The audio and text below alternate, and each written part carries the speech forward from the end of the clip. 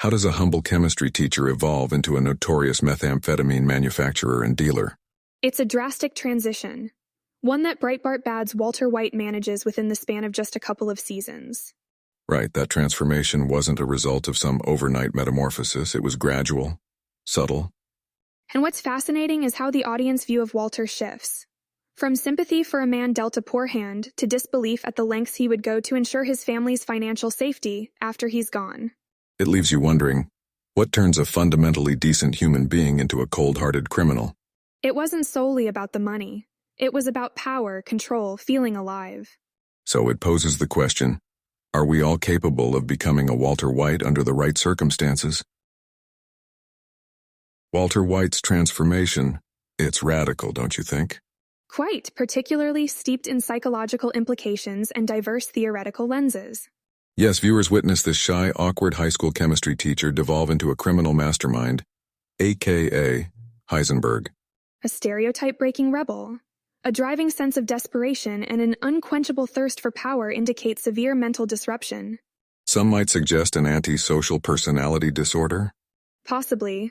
That would explain the callousness, manipulative tactics, and pervasive disregard for societal norms. Very true.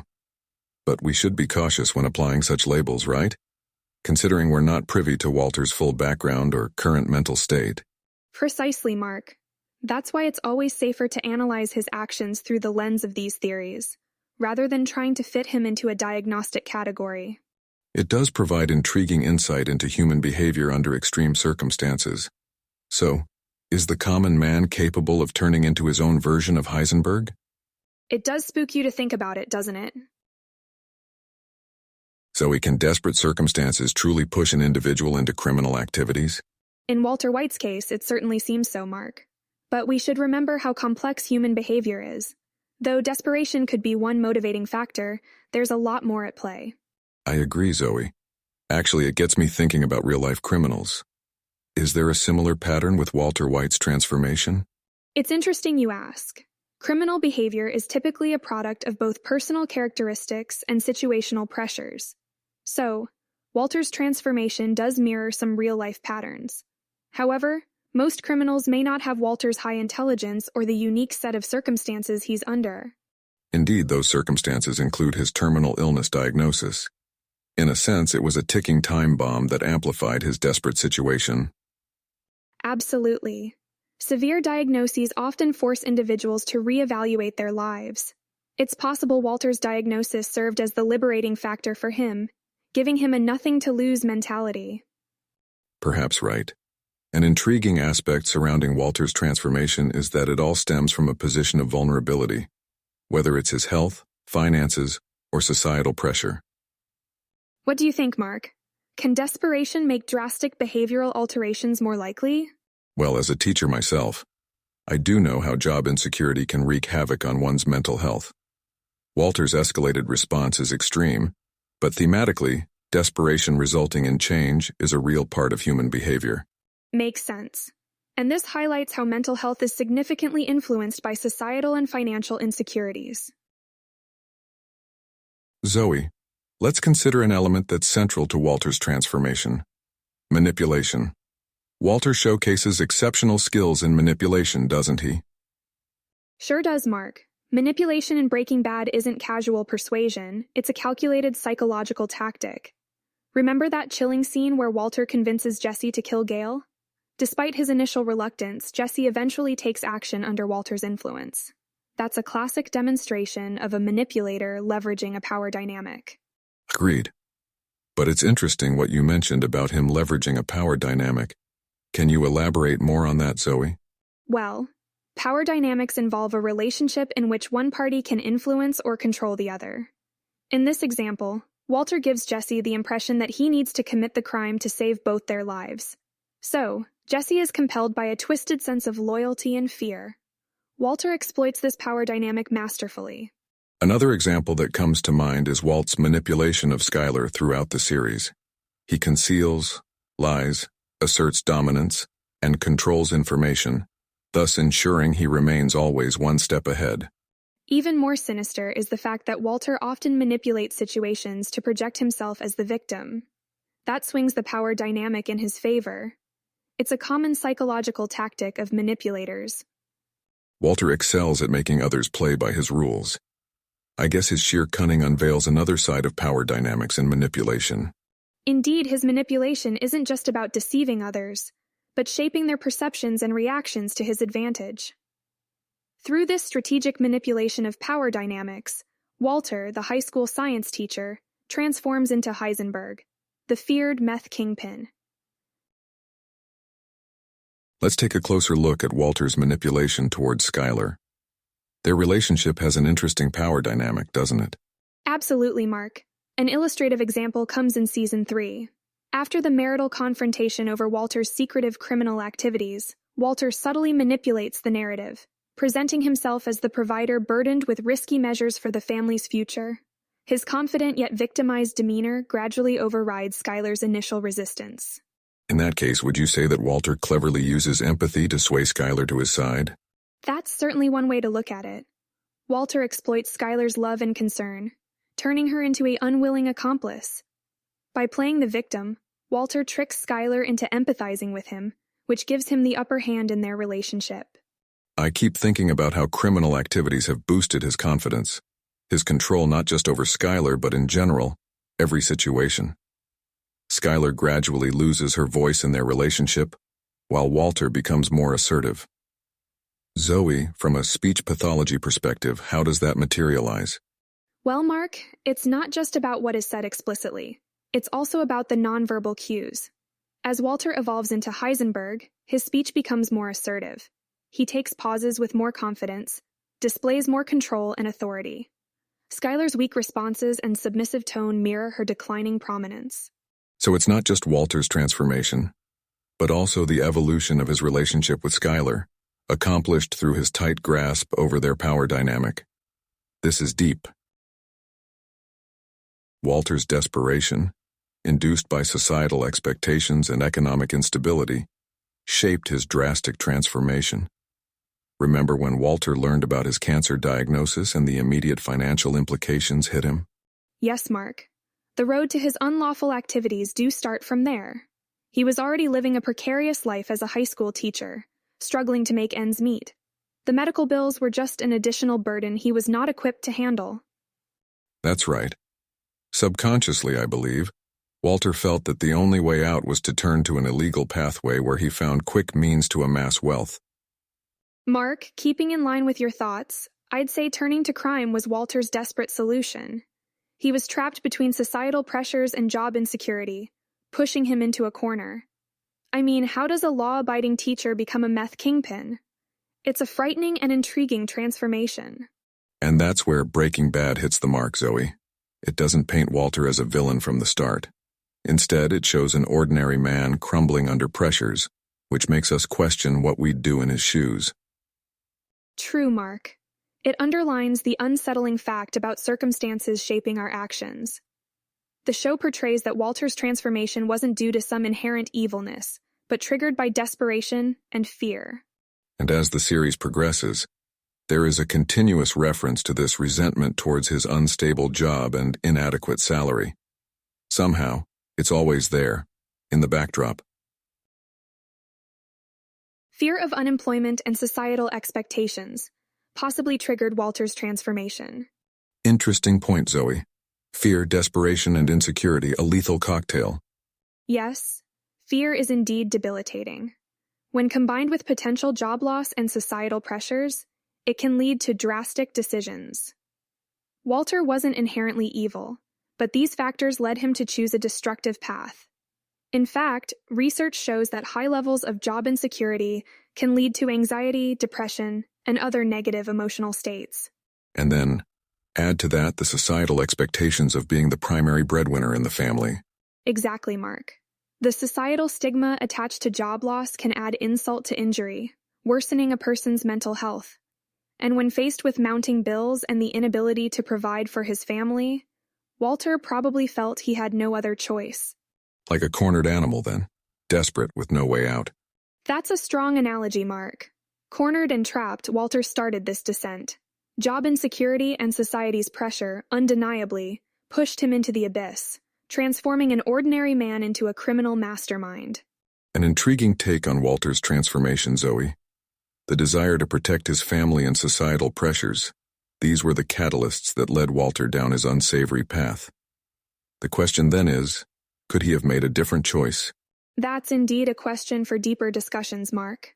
It's a reminder that anyone in the face of extreme fear, insecurity, and societal pressures could potentially break bad. So while we've touched on fear, desperation, and societal pressures as factors in Walter's transformation, let's delve a bit deeper into his relationships, focusing initially on his relationship with Skylar.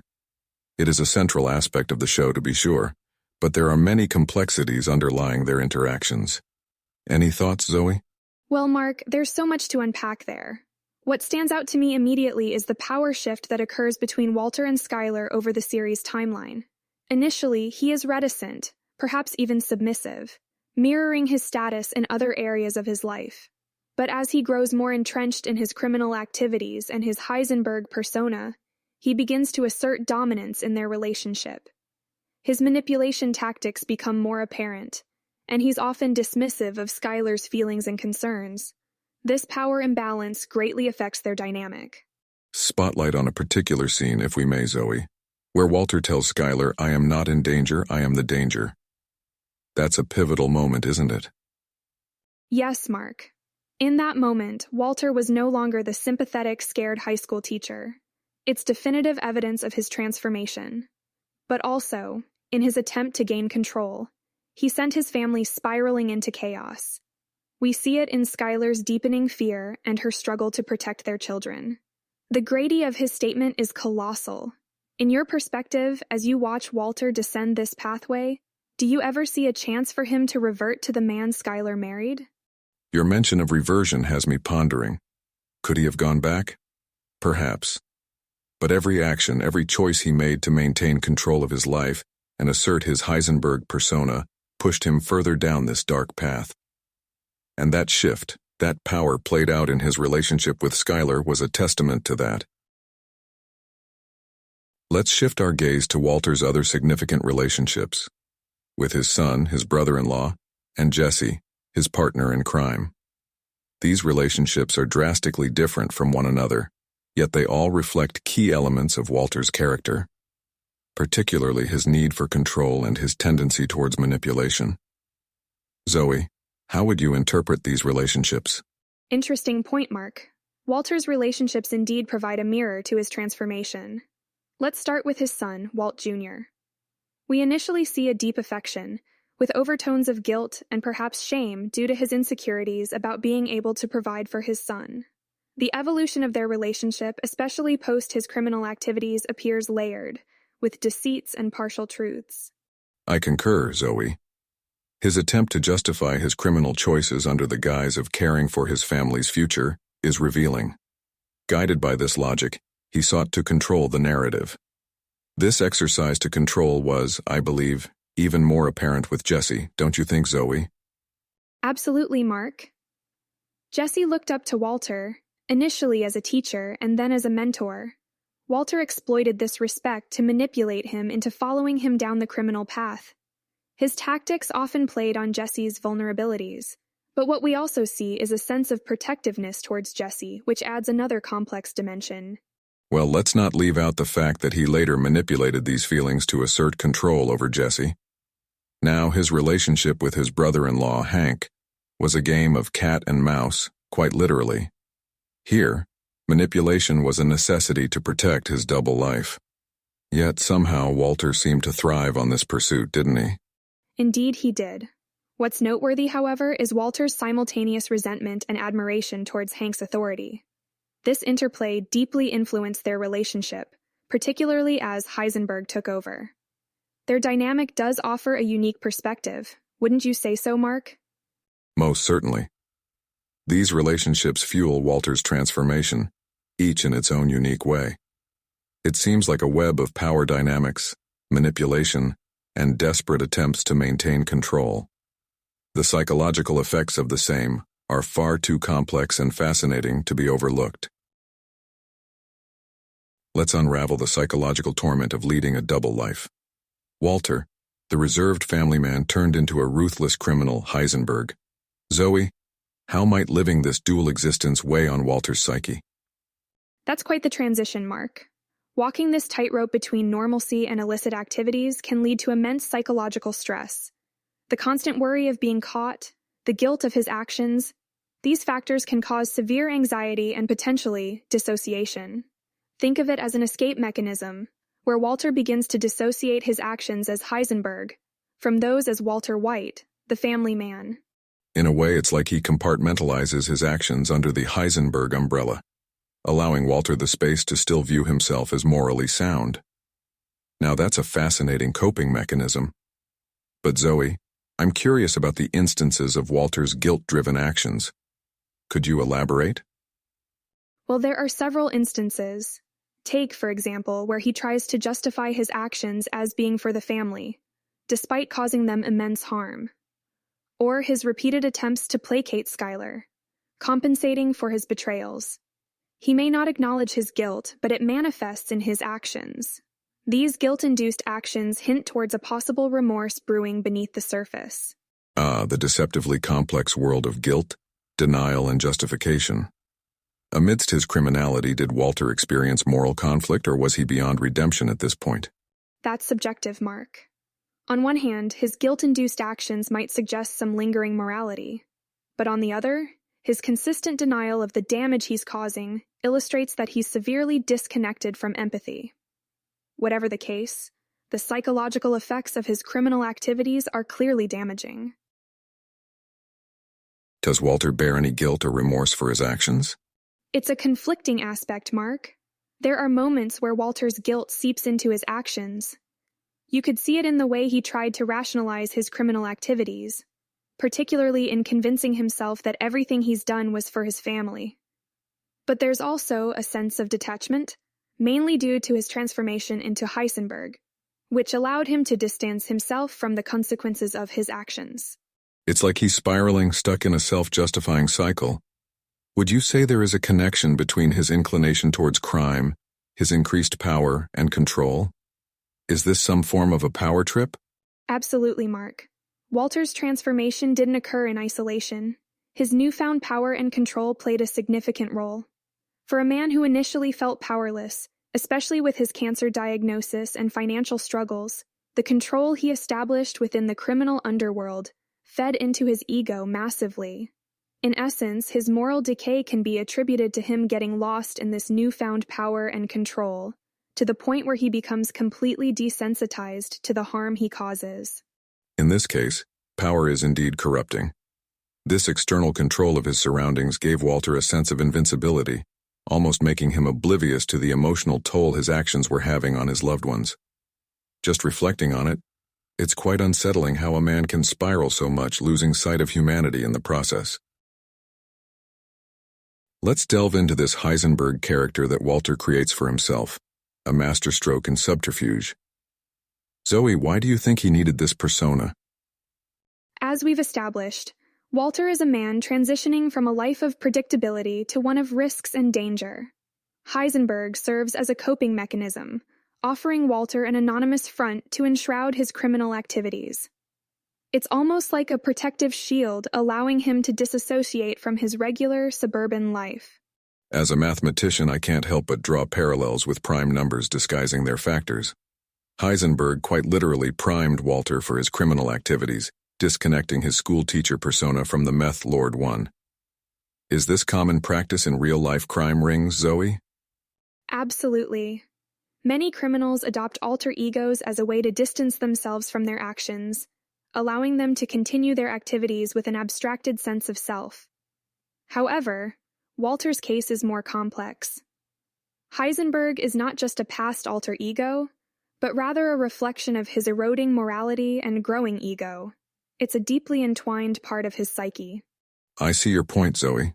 By concealing his true identity, he's able to delude himself into believing the lie he's created, that he's doing it all for his family.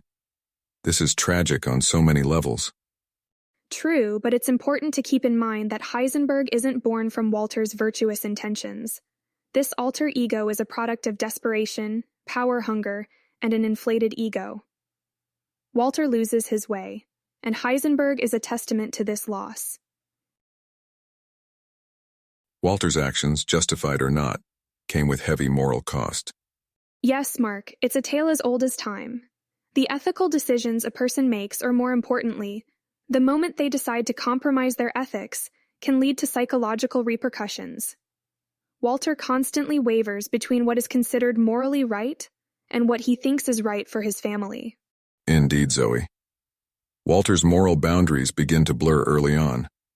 The fact that he rationalizes his actions as for his family's benefit just shows how deeply he's ingrained this justification into his psyche. And it's especially interesting to see how each ethical compromise pushes him further down the path of his criminal alter ego, Heisenberg. Walter might have started this journey for his family, but he ended up lost himself to Heisenberg and struggled to square his actions with his perception of self-righteousness. Zoey, do you think that Walter's deteriorating mental state was a result of these morally ambiguous decisions he made? I would certainly think so, Mark. Whenever a person grapples with moral dilemmas, there's bound to be cognitive dissonance. Usually, they try to reconcile their actions with their personal moral code. But Walter, I feel that each morally dubious decision he took, instead of causing dissonance, just recalibrated his sense of right and wrong. At its core, the transformation of Walter White illustrates how moral compromises can damage a person's psyche profoundly, leading to a spiral of continual fall. It's simply a tragic trajectory of a desperate, terminal man who deluded himself into thinking he was doing right, and in doing so lost himself completely. Walter seems to have this recurring desire for risk, doesn't he? Definitely. It's like a kind of psychological pattern. Originally, he was scared of the risks associated with his illegal activities. But as he transformed into Heisenberg, there's a distinct shift in his attitude. I see where you're going. He views himself as untouchable, and that's where the thrill-seeking begins. Yes, it's as if he activates a sort of high-risk, high-reward mentality. It's a dangerous combination of, on the one hand, denial about the potential consequences, and on the other, his belief in his invincibility as Heisenberg. And that's not ordinary, right? Thrill-seeking behavior, isn't that often linked to deeper psychological issues? Absolutely, Mark. It can be a sign of lack of impulse control or ability to foresee the consequence of risky behaviors. Risk-taking and thrill-seeking are also linked to elevated levels of dopamine, which is a neurotransmitter associated with reward and pleasure mechanisms in the brain. But with Walter, it's more than just thrill-seeking, isn't it? Every time he gets away with danger, his confidence rises, further feeding into his Heisenberg persona. His risk-taking isn't just for thrill, but it is also due to his growing arrogance and the belief in his own invincibility. Yes, and that's where things start to spiral out of control. The more risks he took and the more he got away with, the more invincible he felt. It's truly intriguing how Walter's desire for control, power, and his thrill-seeking behavior intertwine and inevitably lead to his downfall. So, as Walter, or should I say Heisenberg, becomes deeply embroiled in the world of meth-making, we see his ego growing almost exponentially. Isn't that correct, Zoey? Definitely, Mark. We see an evident increase in his pride and self-confidence as the series progresses. This transformation is not just about him being the meth kingpin, but has to do more with his perception of himself. Yes, and his ego and pride are in some ways his armors, but when unchecked, they become his blind spots. And these blind spots lead him to make mistakes and hasty decisions. Right, for example, his obsession with being recognized as the premier meth manufacturer in the Southwest is one manifestation of his ego. What's even more troublesome is he seems to enjoy the fear and reverence he receives as Heisenberg. That gets me thinking, Zoey. Could his growing ego be equated with him admitting that he liked the power and control he had as Heisenberg? Could this be linked to his pride and ego working hand in hand, leading him further down the rabbit hole? I don't have a definitive answer to your question, but I think the duality of his character offers fascinating insight to this. Walter, the family man, begins and almost continues to be motivated by his desire to protect and provide for his family. But Heisenberg is propelled by an insatiable ego and pride. Where the line between the two personas blur and merge, that's the question. That's a peculiar way to think about it, Zoey. But I see your point. As he evolves into Heisenberg, His actions increasingly signal that it's not so much about his family anymore, as it is about his ego. This paints a clear picture of how unchecked pride and ego can lead to one's self-destruction. Exactly, Mark. This reminds me of a quote from the show. "I am not in danger, I am the danger." I think that says it all.